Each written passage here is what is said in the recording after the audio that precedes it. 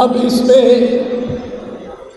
جو ہمارا موقف ہے وہ یہ ہے کہ آپ آئین میں ترمیم کر سکتے ہیں تو کریں اور اس کے بعد فوجی عدالتیں لگائیں، جیسا 2015 میں ہوا۔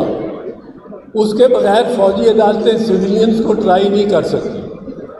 اب دلچسپ بات یہ ہے کہ جو 2015 میں ان فوجی عدالتوں کے بارے میں سپریم کورٹ میں معاملہ گیا تو قاضی فیض عیسیٰ صاحب، جسٹس قاضی فیض عیسیٰ صاحب نے یہ فیصلہ دیا ہمارے موقف سے بھی بڑھ کے کہ آئین کے تحت ایسی ترمیم بھی نہیں کی جا سکتی آئین میں جو فوجی عدالتوں کے لیے گنجائش بنائے۔ آئین کی ترمیم کر دینے کے بعد بھی فوجی عدالتیں آئینی اعتبار سے ان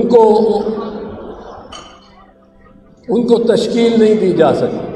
اور اس کی ایک میں چھوٹی سی لیکن واضح سی مثال دے دوں، پھر میں فوجی عدالتوں سے آگے جاؤں گا۔ صرف ایک مثال دے دوں، عدالت کے لیے ہمارے 20 سپریم کورٹ کے فیصلے ہیں، سب سے ضروری جو اہم عنصر عدالت میں ہونا چاہیے وہ یہ ہے کہ عدالت آزاد ہو۔ وہ جو شخص اس عدالت میں پریزائڈ کر رہا ہے وہ آزاد ہو، اس کا کوئی سٹیک نہ ہو، اس کو نفع نقصان کا خطرہ نہ ہو۔ اب اس کو کوئی ٹرانسفر نہ کر سکتا ہو، کوئی تعدیبی کارروائی اس کے خلاف نہ کر سکتا ہو ماسوائے ہائی کورٹ کے، وہ ہائی کورٹ کے ماتحت ہو۔ اب اگر فوجی عدالت میں آپ دیکھیں گے تو کرنل صاحب بیٹھے ہوں گے، کرنل صاحب کو جو حکم آئے گا اوپر سے ان کے تو تربیت ہی ایسی ہے کہ انہوں نے اس حکم کو ماننا ہے، ان کی تو تربیت ہی ایسی ہے، سو وہ انڈیپینڈنٹ ہو ہی نہیں سکتے۔ By definition therefore a military court is not a court because the officer in the court is presiding in the court is under the discipline not of the high court. He may be transferred tomorrow from Lahore, where he is presiding over a military court, to Bawalnagar or to Thatta, wherever there is a unit of the Pakistan Army. He can be transferred as a kind of or a rap on the knuckles, تاکہ دوسرا اس کا جو اس کے بعد آنے والا ہو وہ سمجھ جائے کہ بات بڑے صاحب کی ماننی پڑے گی، ورنہ میرا بھی تبادلہ کہیں بلوچستان میں ہو جائے گا۔ تو انڈیپینڈنس کا اس میں عنصر ہی نہیں ہے بائی ڈیفینیشن۔ دوسری بات جو اس وقت ہو رہی ہے، بلا کا یہ ظلم ہے کہ عدالتیں رہا کرتی ہیں ایک قیدی کو، وہ باہر نکلتا ہے اور اس کو پکڑ کے پھر اندر ڈال دیں۔ 13 مرتبہ شہریار خان آفریدی رہا ہوا ہے اور 14 مرتبہ وہ گرفتار ہوا ہے، اور اس طرح کے دیگر اتنے نام ہیں کہ میں لینا شروع کروں تو میری بات میں جتنا وقت لینا چاہتا ہوں آپ کا وہ ختم ہو جائے گا، لیکن نام نہیں ختم ہوں گے۔ یہ ایک بالکل گھناؤنا مذاق ہے آئین کے ساتھ، لیکن صرف آئین کے ساتھ نہیں، یہ لگتا ہے، محسوس ہوتا ہے کہ کچھ فیصلہ ہو چکا ہے کہ عدالتوں کو بے توقیر کرنا ہے، بے وقار کرنا ہے۔ جج کہتا ہے اس کو آپ نے کوئی گرفتار نہیں کرنا، کسی اور ایجنسی نے بھی نہیں گرفتار کرنا، کسی نے اس کو پاس نہیں جانا، اور اگر آپ نے گرفتار کرنا ہے تو پہلے ہمارے پاس آئیں گے، ہمیں دکھائیں گے FIR، اور وہ نکلتا نہیں، وہ دہلیز سے پاؤں باہر رکھتا نہیں پرویز الہی کے ایک اور کیس میں اس کو پکڑ کے لے جاتے ہیں۔ تو عدالتوں کو بے توقیر کرنے کا، بے وقار کرنے کا یہ ایک عمل ہے جس میں میں سمجھتا ہوں کہ جس قدر مواقع سابق چیف جسٹس صاحب عمر عطا بندیال صاحب کو ملے انہوں نے ان سے کچھ حاصل نہیں کیا، ورنہ جس طرح یہ مجمع لے کے جلوس لے کے کنٹینر لے کے سپریم کورٹ کے باہر کھڑے ہو کر اور جس طرح انہوں نے نعرے لگائے اور اپنی گورنمنٹ تھی ان کی اپنی گورنمنٹ تھی اس میں ہی نعرے لگائے اور ان کو باقاعدہ، میں وہ الفاظ نہیں لینا چاہتا، وہ نیٹ پہ ہیں، ویڈیو ریکارڈڈ ہے، گالیاں آپ سمجھ لیں بالکل دی. لیکن سپریم کورٹ نے خبر نہیں کیوں اتنی درگزر سے کام لیا کہ وہ اتنے پر اعتماد ہو گئے کہ انہوں نے سپریم کورٹ نے حکم دیا کہ 14 مئی کو الیکشن کراؤ، لیکن وہ کہتے ہیں جی ہم نے نہیں کرانے، 14 مئی کو نہیں. 14 مئی کیا ہے؟ ایک یہ لائن چل گئی کہ جب ہم اس عدالت کو ہی نہیں مانتے تو اس کے فیصلے کو کیسے مانیں. اب اس طرح تو کام نہیں چلتے، اس طرح تو آئین نہیں چلتا. پاکستان کی سرزمین کو سرزمین بے آئین بنا دیا گیا ہے. It is a country without a constitution. جس طرح اس کو فلاؤٹ کیا جا رہا ہے، اس کا کھلواڑ بنایا جا رہا ہے آئین کا، اور ستم ظریفی یہ ہے اور یہ صاحب کہ یہ 50ویں سالگرہ ہے، آئین کی 50ویں سالگرہ سے ہم گزرے ہیں. 1973 کا 2023 میں 50ویں سالگرہ تھی، 11 اگست اور 14 اگست، ایک دن پاس ہوئی، دوسرے دن یہ دوسری تاریخ پہ دستخط ہوئے، اور اس آئین کی 50 سالگرہ پہ ہم نے اس کو چیچھڑے کر دیا. اب ایک دو باتیں مجھے یہاں دوستوں نے کہا ہے کہ آپ ذرا بتا دیں، وہ میں بتانا چاہتا ہوں. یہ جو 2-3 مقدمات ہیں قیدی نمبر 804 پہ، وہ ان کی حیثیت کیا ہے؟ پہلا لیجئے سائفر، بڑا چرچا ہے سائفر کا. سائفر راز، سرکاری حکومتی ریاستی راز وہ افشا کر دیے، اور وہ پتہ نہیں جس طرح نیوکلیئر سیکرٹس نہیں کسی نے دے دیے ہوں، راز افشا کر دیے. اب اس کو لے سائفر کو. سائفر ایک مراسلہ ہوتا ہے جو زیادہ تر فارن آفس اور جو وزارت خارجہ ہے اس کا طریقہ ہے کمیونیکیشن کا.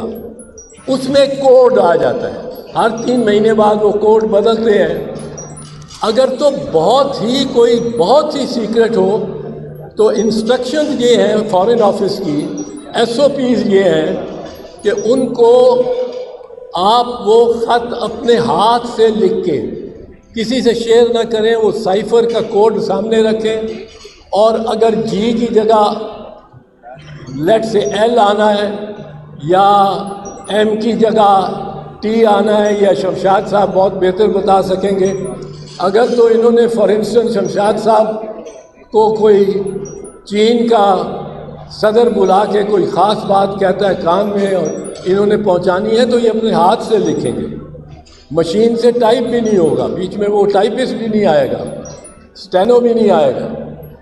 اب یہ ویسا سائفر نہیں تھا، اس میں کوئی ایسی سینسٹیو بات اس طرح نہیں تھی.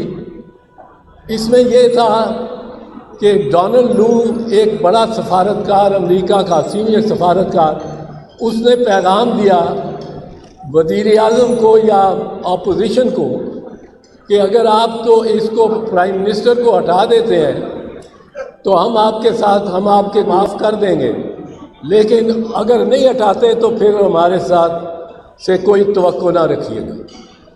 اب یہ بات یا تو ہم نے کہا ہو کہ یہ من گھڑت ہے، یہ من گھڑت ہے. من گھڑت نہیں ہے، یہ سائفر کی تصدیق کی ہے نیشنل سیکیورٹی کمیٹی نے، جس کی ایک دفعہ اس کی صدارت قیدی نمبر 804 نے کی ہے، اور دوسری دفعہ صدارت اس کی جناب محترم شہباز شریف صاحب نے بطور وزیر اعظم کی ہے۔ دونوں دفعہ سائفر کو درست تسلیم کیا گیا ہے، دونوں دفعہ یہ ہدایت کی گئی ہے فارن آفس کو کہ امریکہ کو سے احتجاج کرو، یعنی ڈی مارش ان کو کرو۔ اب اگر یہ سائفر، اس کا مطلب ہے جو سائفر میں پیغام ہے اور جو مندرجات ہیں سائفر کے وہ درست ہیں۔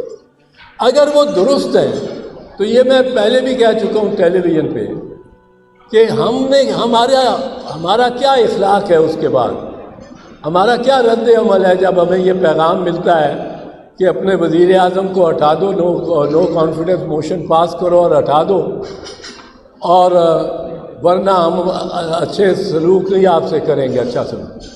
اب ہم ہٹا دیتے ہیں۔ ہماری غلامانہ ذہنیت دیکھیے کہ ہم کہتے ہیں مہاراج آپ دیکھ لیں، آپ اس سے قیدی نمبر 804 سے آپ نالاں تھے، اس سے آپ کو شکوے تھے، اس نے آپ کی بات نہیں مانی تھی۔ مہاراج ہم نے اس کو ہٹایا ہی نہیں، صرف ہم نے اس کو پنجرے میں بند کر دیا ہے، ہم نے اس پہ کیمرے لگا دیے ہیں، ہم نے اس کی بیت الخلاء اور اس کے بستر کے درمیان کوئی اسپیس ہی نہیں چھوڑی۔ آپ نے تو کہا تھا کہ ایک تھپڑ مارو اس کو، ہم اس کا سر قلم کر کے لے آئے۔ اب بلوچ صاحب، اس سے کیا پاکستان کی کوئی عزت بڑھتی ہے؟ کیس میں بھی کچھ نہیں۔ اس کی ایک آخری بات بتا دوں، اس کی وجہ یہ ہے آئین کے تحت ڈی کلاسیفیکیشن کرنے کی جو سینسٹیو انفارمیشن ہے کہ ایک ہی اتھارٹی ہے۔ کون یہ فیصلہ کر سکتا ہے کہ یہ میرے ہاتھ میں جو سائفر ہے یہ میں ساری قوم کو دکھا دوں یا صرف 5-6 وزیروں کو دکھاؤں، ان سے مشورہ کروں؟ کون یہ فیصلہ کرنے والا ہے؟ اگر آپ حلف نامے دیکھیں آئین کے تحت، جو حلف نامے ہیں وزیر اعظم کا اور وزرائے وفاقی وزراء کا، تو وہ سول اتھارٹی وزیر اعظم پاکستان کی ہے۔ وہ شخص یہ اتھارٹی ایکسرسائز کر سکتا ہے، جو حبیب صاحب یہ اتھارٹی ایکسرسائز کر سکتا ہے کہ میں اس کو، یہ ایک بڑا تھریٹ آ گئی ہے ایک سپر طاقت سے، میں اپنی قوم کو اعتماد میں لوں، وہ آ جا کے سائفر بند، سائفر کیا وہ پڑھ دیتا سارا سائفر بھی قیدی نمبر 804، تو اس پہ جرم نہیں بنتا تھا، سرے سے بنتا ہی نہیں، سرے سے بنتا ہی نہیں، بیکاز اس کی اتھارٹی ہے، اور اس کے اوتھ میں اس نے اوتھ ہی یہ لیا ہوا ہے کہ میں کوئی ایسے معاملات جو میری اطلاع میں آئیں گے اور وہ جو حساس ہوں گے ان کو افشا نہیں کروں گا، ما سوائے جب میں سمجھوں کہ ضروری ہے۔ اب اس میں وہ اگر ضروری سمجھتا ہے تو بات ختم ہو گئی۔ دوسری بات، توشہ خانہ۔ توشہ خانہ کے بارے میں یہاں وکلاء بھی بیٹھے ہوئے ہیں، میں آپ کو عرض کروں گا، توشہ خانہ کے جو الزام ہے اس پہ ایک بڑی سمپل، بڑی سادہ سی بات ہے۔ ایک ڈیفنس ہوتا ہے جو کہ سرکاری محکموں میں اگر آپ پہ الزام کوئی لگ جائے، فوجداری کوئی کسی قسم کا، آپ نے فائل پھاڑ دی ہے، آپ نے فائل شریڈر میں ڈال دی ہے، آپ کے ساتھ آپ نے کسی سے رشوت لے لی ہے، تو ایک ڈیفنس ہوتا ہے۔ رشوت میں تو نہیں لگے گا یہ ڈیفنس، میں پہلے کہہ دوں، پر آپ نے یہ غلط فیصلہ کیا ہے، آپ نے چونکہ غلط بنیاد رکھی ہے فیصلے کی، اس لیے جو عمارت جتنی بھی تا ثریا بھی لے جائیں تو وہ کج ہوگی، وہ ٹیڑھی ہوگی۔ تو آپ سیکشن افسر صاحب یا آپ ڈپٹی سیکرٹری صاحب یا آپ سیکرٹری صاحب، آپ سے یہ شروع ہوئی ہے یہ ٹیڑھی عمارت اور سارا پیسہ لگ گیا ریاست کا اور آپ نے ٹیڑھی بنائی. اس کا ایک ڈیفینس ہوتا ہے، وہ ہوتا ہے ڈپارٹمنٹل پریکٹس. اگر میں ثابت کر سکوں کہ میرے پہ الزام جو لگ رہا ہے یہ تو ڈپارٹمنٹل پریکٹس ہے. ڈپارٹمنٹ جو ہے اب محترمہ شہید بے نظیر بھٹو پہ 1990 میں جب ہماری حکومت فارغ ہوئی تو ان پہ سات ریفرنسز فائل کی گئی فوجداری. ان میں ایک تھی کہ سیکریٹ فنڈ، خفیہ فنڈ جو ہے ریاست کا، اس کو وہ استعمال کرتی رہی ایسے مقاصد کے لیے جو مقاصد خفیہ فنڈ کے لیے نہیں تھے. اب خفیہ فنڈ کے اس وقت کوئی رولز نہیں تھے، بعد میں بنائے ہیں، پر اس وقت کوئی رولز نہیں تھے. یہ میں بات کر رہا ہوں 1990 سے لے کے 1993 تک ٹرائل چلتا رہا. میں وکیل تھا. میں نے ڈپارٹمنٹل پریکٹس کا ڈیفینس لیا. وہ جسٹس راشد عزیز خان نے مان لیا یہ لے سکتے ہیں. ریکارڈ سیکریٹ فنڈز کا ریکارڈ کہ کس کس کو پیسے گئے ہوئے ہیں اور کس کس کے حکم پہ گئے ہیں اور کیا کیا اس پہ ڈاکومنٹیشن دستاویزی کارروائی کیا ہوئی ہے، اس کے بہت سی مثالیں نکلی. اور وہ بوریوں میں کاغذ لے کے آتے تھے اور میں اور میرے معاون وکیل ہم اس وقت ماسک پہن کے ان فائلوں کو دیکھتے تھے، کیونکہ وہ ایسی پھپھوندی سی ان میں سے نکلتی تھی کہ وہ زکام لگ جاتا تھا. اب اس میں ہم نے سینکڑوں کیا ہزاروں دیکھے انٹری. ضیاء الحق گولف کھیل رہے ہیں کوئٹہ میں، اور کوئٹہ میں کیڈی کی فی ہوتی ہے 50 روپے یا 100 روپیہ. بڑی کوئی عنایت کرے تو 100 روپیہ دے دیا کیڈی نے، جس نے بستہ اٹھا کے ساتھ ساتھ آپ کے چلتا ہے. ضیاء الحق کے حکم میں کوئی ضیاء الحق کے دستخط نہیں، کوئی کچھ نہیں. 50,000 دے دیا گیا کیڈی کو. اتنے خوش ہوئے ضیاء صاحب اپنی گیم پہ. پیر پگاڑا صاحب کے ٹکٹ، لندن سے آنے جانے کے، ہوٹلوں میں رہائش، یہ سب اور بہت سے اور. تو ہم نے کہا یہ ڈپارٹمنٹل پریکٹس ہے.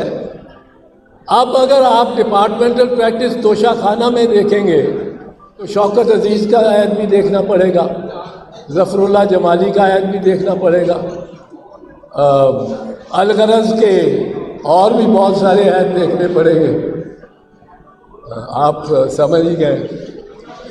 تو ان میں کیا کس طرح کیا قیدی نمبر 804 نے کوئی ڈپارٹمنٹل پریکٹس سے کوئی انحراف کیا ہے کہ یہ ڈپارٹمنٹل پریکٹس ہی ہوئی ہے کہ آپ توشہ خانہ سے گزرتے ہوئے آپ نے کہا ہے کہ یہ گھڑی لے لو، ملٹری سیکرٹری کو کہا ہے، اور یہ قلم لے لو، اور انہوں نے ساری کارروائی پھر ملٹری سیکرٹری نے کی ہے. اور میرے علم میں ہے کہ قیدی نمبر 804 نے اپنے سابق ملٹری سیکرٹری کو عدالتی گواہ بلانے کی درخواست دے رکھی ہے، کورٹ وٹنس، کیونکہ خود تو نہیں بلا سکتے. اب وہ میجر جنرل ہو گئے تب بریگیڈیئر سے، تاکہ وہ بتائیں کہ کس انداز سے یہ چیزیں لی جاتی تھیں. اور بیچنے پہ تو محترمہ مریم نواز، انہوں نے BMW کار لی بھی اور بیچ بھی دی. تیسرا مختصر کیس ہے 192 ملین پاؤنڈ کا. مختصراً عرض کروں، 192 million pound as a suspicious transaction UK financial crimes committee نے اس کو دیکھا.